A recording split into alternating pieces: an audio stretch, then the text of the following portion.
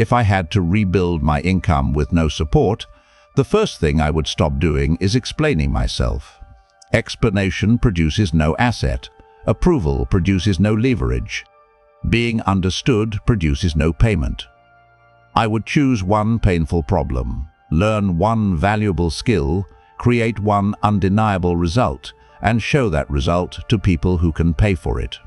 Because the unsupported man does not become confident before he acts. He becomes confident after repeated evidence proves that he can act without permission. Stop asking whether people believe in you. Ask whether the market can see what you solve. But there is a trap hidden inside this pursuit.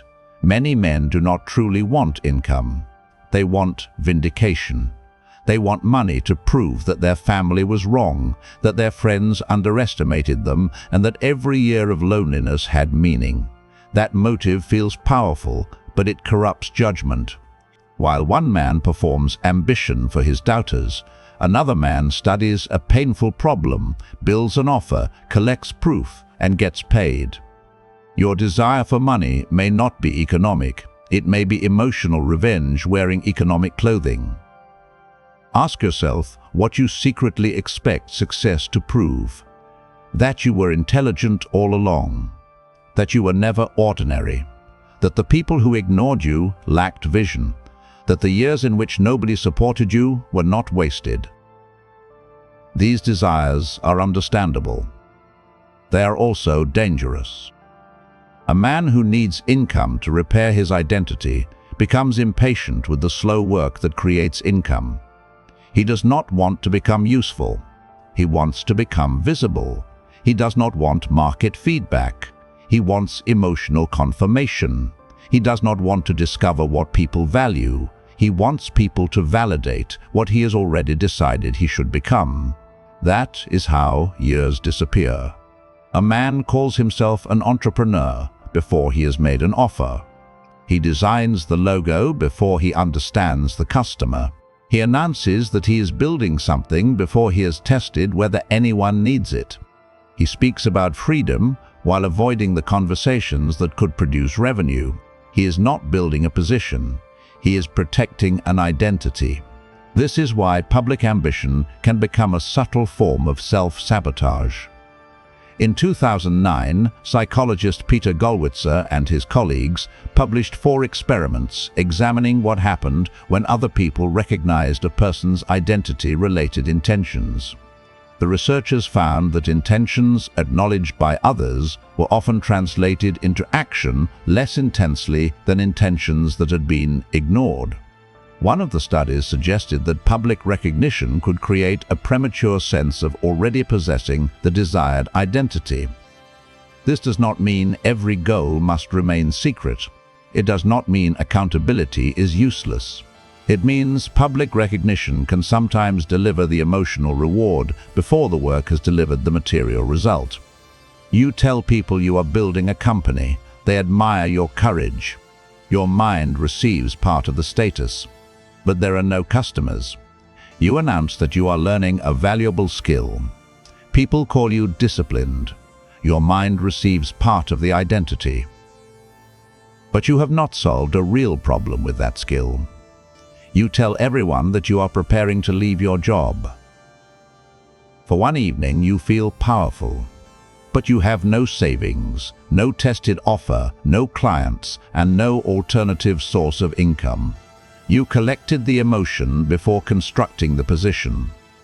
Do not collect the emotional reward before completing the economic work. Machiavelli understood the difference between appearance and reality. He wrote, "Everyone sees what you appear to be. Few really know what you are." He also wrote, "In the actions of all men, and especially of princes, one judges by the result." He was writing about political reputation, not modern business. But the mechanism remains useful. Other people cannot inspect your private ambition. They cannot see the nights you spend thinking. They cannot measure how misunderstood you feel. They cannot reward the potential that exists only inside your imagination. They encounter what is visible: your work, your evidence, your reliability, your offer, your result. This is the first separation you must make. Stop using income as a courtroom where your past must be retried. Your customers are not judges of your worth. They are people with problems. Your first payment does not prove that you are extraordinary. It proves that a value exchange occurred. Someone experienced a problem. You produced a useful change. That person valued the result enough to exchange resources for it. That is enough. The unsupported man does not need an epic beginning. He needs a repeatable beginning. Income must be treated as feedback on value created, not as proof of personal worth. If this is exposing a pattern you recognize, like the video, subscribe to Depths of Psyche and write one sentence in the comments. The problem I will solve is. Do not describe the identity you want. Name the problem you intend to reduce. Because once identity has been removed from the transaction, a colder question appears. What should you actually build? The wrong answer begins with a title. I want to become an entrepreneur. I want to become a consultant. I want to become a copywriter. I want to build a personal brand. These are not economic plans. They are identity statements. The market does not pay identities. It pays for changes. A problem becomes smaller. A cost is reduced. Time is saved. Risk is controlled. Revenue increases. Confusion is removed. Something becomes faster, clearer, safer, simpler, or more effective. That is where income begins. When you choose the identity first, you become loyal to its appearance. You want the website, the title, the lifestyle, the announcement, and the image of independence. You begin protecting the costume before you have built the capability. But when you choose the problem first, you become loyal to reality. Is the problem painful? Does it happen repeatedly? Do people already spend money attempting to solve it? Can you reach those people? Can you create a measurable improvement? Can that result be produced again? These questions are less glamorous. That is why they are more valuable. James Dyson did not begin with the identity of a famous inventor. He began with a problem that repeatedly damaged performance. In 1978, Dyson became frustrated by the declining power of a vacuum cleaner as its bag filled and clogged. He connected that problem to cyclone technology he had seen used to separate particles from air. Then came the part ambition prefers to hide. According to the James Dyson Foundation, he spent approximately 5 years developing 5,127 prototypes before producing the bagless design associated with his company. Major manufacturers rejected the cyclonic design. He eventually launched the product through his own business. Most people hear this story and extract a comfortable lesson about persistence. Keep going, never quit, believe in yourself. That is not the strongest lesson. The stronger lesson is that Dyson kept forcing the idea to confront reality. Each prototype produced information. Each failure exposed a weakness. Each iteration either strengthened the mechanism or proved that another change was necessary. Approval was absent, but iteration kept producing evidence. The manufacturers did not need to admire him for the mechanism to work. Their rejection did not change the physics. It only changed the path to distribution. Machiavelli wrote, "Fortune is the arbiter of one half of our actions, but she still leaves us to direct the other half. Fortune is the territory you do not command. Timing, economic conditions, gatekeepers, other people's decisions, technological change, family support, the network you were or were not born into. The other half is your capacity to act under changing conditions, your skill, your judgment, your preparation, your courage, your ability to adapt when the path you expected closes." Dyson could not command manufacturers to accept his design. That belonged to their incentives and decisions. But he could keep testing. He could improve the machine. He could search for another route. He could transform rejection into a change of strategy. That was his territory. The unsupported man wastes enormous power trying to control the half that belongs to fortune. He argues with doubters. He resents gatekeepers. He studies the advantages other people inherited. He watches better connected men move faster. He explains why the conditions are unfair. The explanation may be accurate. It still produces no asset. You may have less support. You may have fewer connections. You may be underestimated. But you may also be unproven. Confusing those conditions protects your ego while weakening your strategy. If you are underestimated, proof will expose the error.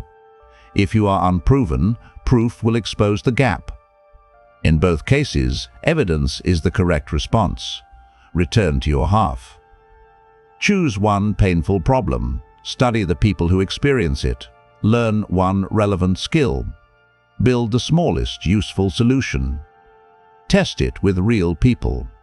Measure what changes. Improve it. Do not begin by saying, "I want to be a consultant." Say, "I want to reduce missed appointments for independent dental clinics." Do not begin by saying, "I want to become a copywriter." Say, "I want to increase the number of qualified prospects who respond to this company's offer." Do not begin by saying, "I want to build a personal brand." Say, "I want to make difficult financial concepts understandable to young workers." Do not begin with the throne. Begin with the territory. Choose an expensive, repeated problem before choosing an impressive identity. But recognizing a problem does not give you power. You still need the capability to change it. And this is where ambitious men often replace one illusion with another. They stop announcing the dream, but they begin consuming information. They watch lessons. They collect frameworks. They save articles. They repeat advanced language. They become fluent in the vocabulary of work they still cannot perform. Information feels like progress because it changes how you speak. Skill changes what you can produce. The difference remains hidden until reality applies pressure. You can watch hours of sales instruction and still be unable to hold a real sales conversation. You can study editing and still be unable to retain an audience. You can read about software development and still be unable to build a working tool. You can consume business content every night and remain unable to identify one customer, make one precise offer, or deliver one measurable result. Knowledge that has never been forced through action remains untested. Untested knowledge creates a dangerous identity. You begin to sound advanced before becoming competent. You recognize the frameworks. You know the terminology. You can criticize other people's execution. But when an actual person places an actual problem in front of you, your certainty disappears. This is the difference between intellectual familiarity and operational control. One allows you to describe the battlefield. The other allows you to function inside it. In The Art of War, Machiavelli wrote, "In war, discipline can do more than fury." The subject was military order, but the transferable mechanism is simple. Organized capability defeats emotional intensity. Fury is the man who works for 12 hours once, then disappears for 6 days. Discipline is the man who performs the same valuable action every day and records the result. Fury buys 5 courses in one night. Discipline completes one project. Fury changes direction after one rejection. Discipline collects enough evidence to determine whether the weakness lies in the offer, the market, the execution, or the targeting. Fury wants transformation to feel dramatic. Discipline accepts that capability is assembled through repetition that looks unimpressive from the outside. Before committing to a skill, apply a cold filter. Does this skill change an outcome someone cares about? Can the improvement be demonstrated? Can you reach people who experience the problem? Can you practice through real projects, realistic constraints, deadlines, feedback, and consequences? A skill attached to no meaningful outcome may remain a hobby. There is nothing wrong with a hobby, but do not confuse it with an income mechanism. A skill that cannot be demonstrated remains difficult to trust. A valuable skill hidden from every possible buyer creates no transaction. A skill practiced only in private avoids the pressure that turns knowledge into control. The sequence is not mysterious. Choose one painful problem. Learn a skill connected to that problem. Build a small solution. Test it with real people. Collect measurable results. Package the proof. Make direct offers. Improve through rejection data. Notice what is absent. There is no requirement that you feel confident. There is no requirement that your family understand the strategy. There is no requirement that your friends call you talented. There is only movement from problem to capability to result. You are not trying to find yourself. You are constructing a capacity. A man with no support cannot afford endless identity exploration disguised as preparation. He needs a smaller battlefield. One skill, one problem, one group, one measurable outcome, not forever, long enough to become dangerous through concentration. Do not study until you feel legitimate. Practice until the result becomes difficult to deny. But even real ability can remain poor, ignored, and underpriced. Because hidden value is often treated as non-existent value. The next stage is not merely becoming better, it is making your ability visible enough for the market to inspect. The world cannot reward evidence it cannot see. Many competent men hate this truth because they believe good work should speak for itself.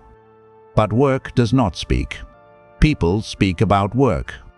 Portfolios frame work. Numbers clarify work. Case studies preserve work. Reputation distributes work. If you refuse to control the presentation of your value, someone else will define it, reduce it, or ignore it. This is how quiet competence becomes invisible labor.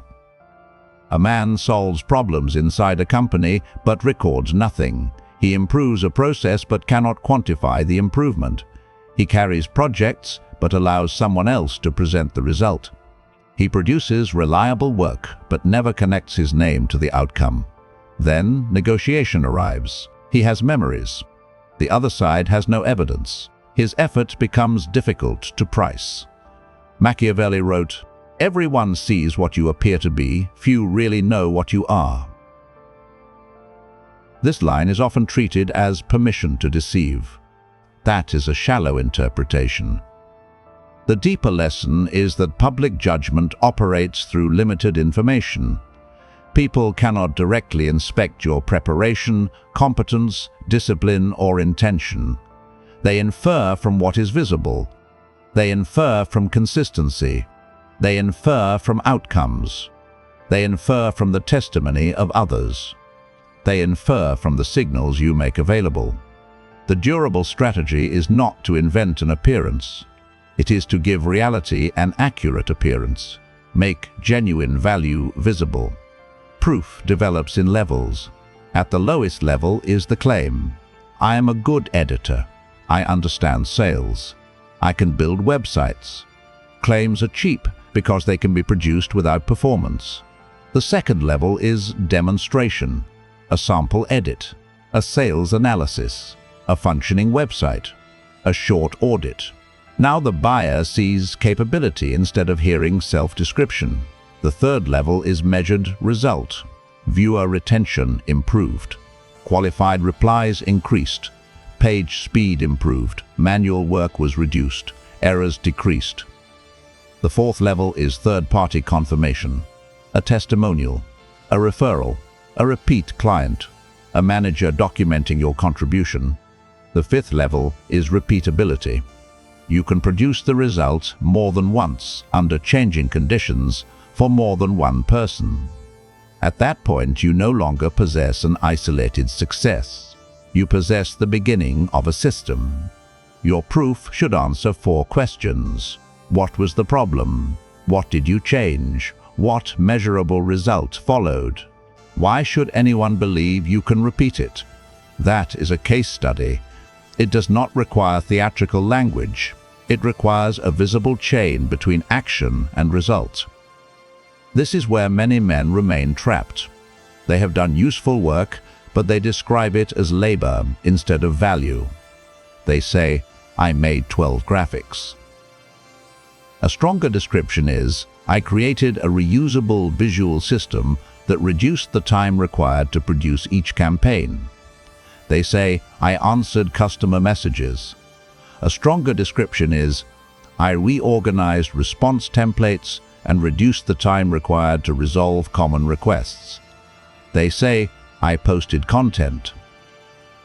A stronger description is, "I tested 3 opening structures and identified the format associated with stronger early retention." The result describes value. Income follows the second conversation more easily than the first. The approval-seeking man displays aspiration. The income-building man displays evidence. He does not say, "Believe that I am capable." He says, "Here was the problem. Here is what I changed. Here is what happened." But proof alone does not produce income. A portfolio can become another museum of ambition. A man can spend months arranging evidence that no buyer ever sees. He can keep refining samples because private work protects him from judgment. The next move exposes the ego. He must ask for the transaction. Many men do not have an income problem. They have an offer avoidance problem. They learn, they practice, they refine, they build. But they refuse to approach the person who can say no. Before the offer, they can imagine that the market would value them. After the offer, they receive evidence. That is why years disappear inside preparation. The man keeps improving the website because improvement feels safer than rejection. He rewrites his profile. He studies another framework. He changes the colors. He creates more content. He tells himself the offer is not ready. But not ready often means, "I do not want reality to produce a verdict." No offer means no market feedback. No market feedback means no correction. No correction means no fit. And no fit means the work remains economically imaginary. A direct offer does not begin with your biography. It begins with the buyer's condition. A weak offer says, "I am a hard-working freelance video editor who is passionate about storytelling." A stronger offer says, "I help educational YouTube channels remove the pacing problems that cause viewers to leave during the first 2 minutes." The first sentence describes you. The second describes a costly problem and a desired change. A functional offer answers 5 questions. Who is it for? What painful problem does it address? What result are you trying to create? What proof suggests you can help? What is the next low-friction step? For example, I reviewed the opening of your last 3 videos. Each spends more than 30 seconds establishing context before introducing conflict. I created a shorter version of one opening to show the difference. Would you be open to testing this structure on one video? No grand identity, no demand for belief. A problem, a demonstration, a next step. Your first offers will probably be imperfect. Good. An untested offer should not be protected. It should be exposed. Make a small number of precise offers and record the responses. Do people understand the problem? Do they care? Do they trust the proof? Is the requested commitment too large? Are you approaching the right people? Is the result specific enough? An offer is not merely an attempt to get money. It is an instrument for discovering reality. The approval-seeking man wants everyone to like the idea. The strategic man needs a small number of relevant people to act. Mass encouragement can produce no income. One qualified buyer can change the direction of your work. And once you begin making offers, the old addiction will try to return through your metrics. A compliment can make you feel successful while your position remains unchanged. Digital platforms train you to measure visibility, likes, views, followers, encouraging comments, people saying, "This is going to be huge." But visibility and economic power are not the same. A man can receive thousands of likes from people who will never buy, refer, hire, or implement anything. He can become known for speaking about discipline while producing no asset. He can build an audience that admires his identity but does not understand his offer. He can spend his strongest hours checking whether doubters noticed his progress. Every metric directs behavior. Choose the wrong metric and you will optimize the wrong life. Measure problems solved. Measure response rate. Measure conversion. Measure delivery quality. Measure retention. Measure referrals. Measure revenue. Measure repeatability. These metrics are colder because they do not care how you felt. That is why they are useful. Approval metrics tell you how your identity was received. Power metrics tell you whether your position changed.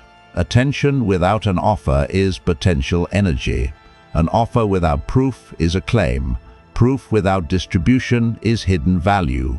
Distribution without measurement is noise. Measurement without improvement is bureaucracy. Income emerges when the chain functions together. But power metrics create discomfort. They expose failure without politeness. Low response, lost clients, rejected offers, weak results. Now you must decide what rejection means, a verdict or intelligence. Rejection only controls you while you treat it as a judgment of identity. When identity and income are fused, every no feels personal. You do not hear, the offer is unclear. You hear, you are not valuable. You do not hear, this is not the right time. You hear, you will never escape. You do not hear, the proof is insufficient.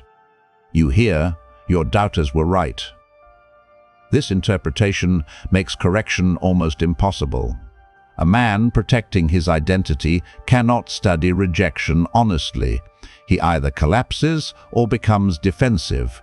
He says the market is stupid. The customer does not understand. People only reward mediocrity. Connections matter more than competence. Sometimes parts of these claims are true. Markets can be irrational. Gatekeepers can be biased. Networks create advantages. But global resentment provides no operational instruction. Specific rejection might. After rejection, do not ask, "Why does nobody believe in me?" Ask whether the person was qualified. Ask whether the problem was painful enough. Ask whether you described the problem clearly. Ask whether the proof was credible. Ask whether the commitment was too large. Ask whether the timing was wrong. Ask whether you followed up. Ask whether you made enough attempts to identify a pattern. One rejection is an event. 10 similar rejections may be data. 50 undifferentiated rejections may reveal that your targeting, message, proof, or offer requires reconstruction. Do not worship persistence when persistence is merely the repetition of an unexamined error. Rejection contains 4 possible messages. Not this person, not this problem, not this offer, not yet enough proof. Your task is to determine which message reality is delivering. Record your attempts. Memory protects ego. Data exposes patterns. At the end of each week, review the facts. How many offers did you make? Who received them? Which language produced responses? Where did conversations stop?